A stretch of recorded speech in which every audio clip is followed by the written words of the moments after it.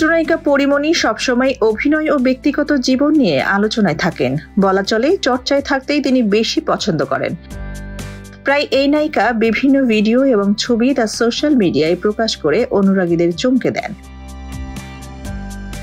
পরিমণিকে এবার এক যুবকের বাহু টুরে দেখা গেছে। পাশাপাশি তিনি নতুন করে প্রেমে পড়ার আভাসও দিয়েছেন।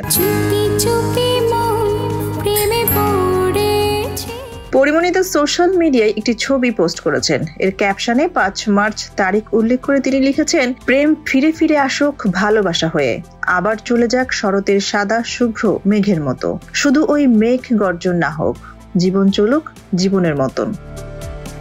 এই ছবি প্রকাশের সঙ্গে সঙ্গে শুরু হয় তুমুল আলোচনা। সবাই বলছেন পরিমণি তাহলে নতুন প্রেমের আভাস দিলেন। পরিমণি কার বাহুডোরে আছেন তা প্রকাশ করেননি, কেবল তার হাতটাই দেখা গেছে। পোস্টের মন্তব্যে কেউ কেউ পরীর পাশে থাকা এই মানুষটিকে কণ্ঠশিল্পী শেখ সাদি বলে দাবি করছেন। অনেকে আবার প্রিয় নায়িকাকে শুভ কামনা জানিয়েছেন। এমন বিভিন্ন ধরনের মন্তব্য করছেন তার ভক্তরা। পরিমণিও বিষয়টি বেশ উপভোগ করছেন। কারো কারো মন্তব্যের জবাবও দিচ্ছেন তিনি। পরিমণি 2021 সালের 17 অক্টোবর চিত্রনায়ক শরীফুল রাজকে বিয়ে করেন। এরপর 2022 সালের 10 আগস্ট তার ছেলে শাহিম মোহাম্মদ রাজ্যের জন্ম হয়। পরের বছরই তারা আলাদা হয়ে যান।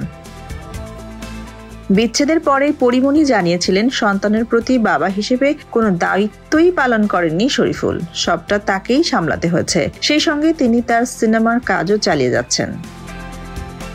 সোনিয়া খান, খবর সংযোগ।